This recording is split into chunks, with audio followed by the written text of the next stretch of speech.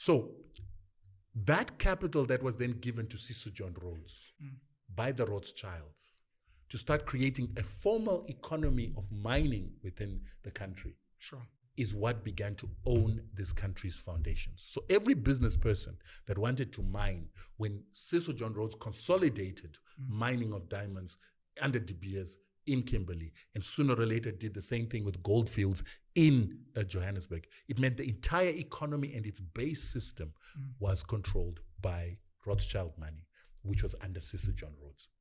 When Cecil John Rhodes dies, the Oppenheimers come and take over goldfields and the interests, De Beers, and the interests of Cecil John Rhodes. Ernest Oppenheimer. Yes. And the first place he quadruples the value of the money that was in Cecil John Rhodes' fund was when he goes to Namibia and discovers the kimberlite or diamonds that get carried from Lesotho through the Orange River all the way down to the coast of Namibia, where those diamonds are dumped into the sea. Anglo-America discovered that. And they discovered the cleanest, clearest diamonds ever in Namibia that just used to be picked up off the beach that were coming from Lesotho. And that's what they used to start making huge money that was then invested into many industries. Now, when you start understanding the web of industries, the Oppenheimers became the biggest producers of gold, the biggest producers of diamonds. So they created the biggest company to control diamonds, De Beers. They created the laws to control diamonds all across the world. They created the central, it's called CSO, the Central Selling Organization, to sell the diamonds. Because diamonds were not in short supply. Diamonds are actually a non-precious stone found all over the world. So Cecil John Rhodes and the Oppenheimers specialized in controlling the supply, closing up wherever there's a diamond mine so that it doesn't go onto the market, and then they can then control the supply and therefore the price. This is still in effect today? Yes. Because a lot of people don't know that De Beers literally, it's almost like what happens in any country in South Africa. Anything you find under the ground belongs to government. You cannot discover diamonds. No. They almost have a monopoly on all that. They have to go through them. They need to verify. And that's why they created the Kimberley process. If you do not go through the Kimberley process, if your diamonds are not sold around the world, because what they're trying to do is to control the diamonds. And that's why you saw they started criminalizing people like Vive from Israel, people like Dan Getlan, because they were Dan Gertler from the DRC. Yes. The capture of the DRC and the Kabila family. But now this is where it gets interesting. With gold and platinum, they decided then to create something different. Number one, they created the refineries that refine gold and diamonds. So Oppenheimers began to own what is called Jason Matthey. Okay. Jason Matthey is a British company that does smelting of gold, silver, and platinum. So they got shares in Jason Matthey. In America, they used to have another American company owned by a German Jew as well called Engelhardt. They started controlling Engelhardt that does smelting of gold and platinum and silver in America. These are the two biggest companies that refine and purify gold, platinum, and silver. They were now under the control of the Oppenheimers. So you would mine gold in South Africa. It would not be purified or refined by anyone else but these two companies. So that way, even if you're not part and parcel of the Oppenheimer conglomerate, you still have to sell your gold. You still have to send your gold through their refineries. BASF in Germany also has a refinery. Right. Then the next thing they did is they created the London bullion market. That's gold. I mean, it was London, the London bullion market. For gold. Yeah. What that does, it's not only gold and platinum. Okay. I didn't know and other precious metals, silver. Okay. What they do is they sit as a cartel of Western banks.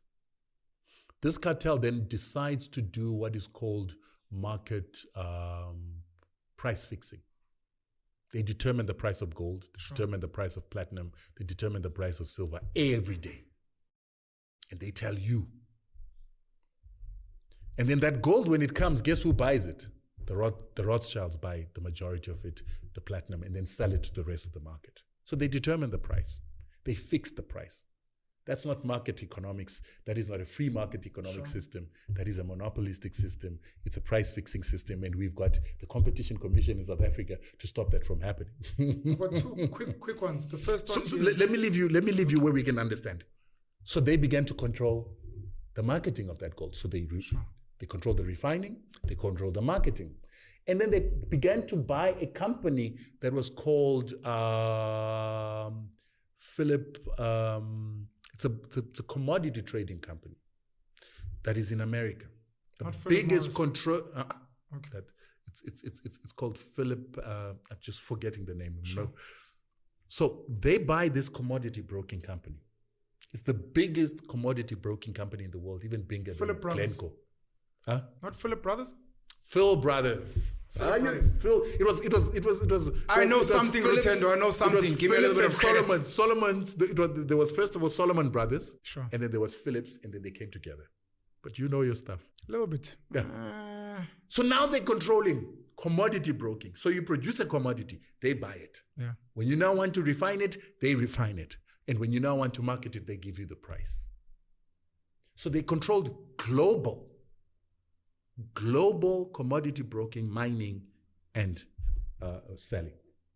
And with that, South African miners have no option. Platinum miners, diamond miners, gold miners.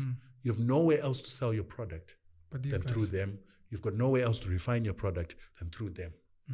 Because then and so now every single refinery in the world has to be associated with the London bullion market. So now this is why you hear Rwanda now has a smelter. That smelter is now associated and linked with the London bullion market, so it can now refine, and its gold is accepted by the London bullion market. Zimbabwe had what is called fidelity printers. Fidelity printers had accreditation with the London bullion market. The moment we went under sanctions, we then reduced the production of gold, because you have to produce, I think, over 10 tons of gold every single year. So they lost their license. But it's not only you losing, so it's against sanctions being used to make you lose credibility, make you lose your position to refine your gold and give it to the rest of the world. So till today, Anglo-America controls the production of gold, the marketing of gold, the marketing of platinum, marketing of gold, silver, and other precious metals through other exchanges, particularly in Singapore. Right now, if you want to sell coal, so there's a time I wanted to get in the coal business. There's no coal owned by the South African government. So you have to apply to mining companies for coal. The biggest coal miner in this country remains Anglo-America, followed by Exxaro and Rio Tinto and Glencore, and then Sasol. Where does BHP is? BHP somewhere there? Yeah, BHP is there as well. Okay. Because you've got 7 major mining companies that mine the bulk of South Africa's coal and provide Eskom and the South African market with almost 89% of its coal.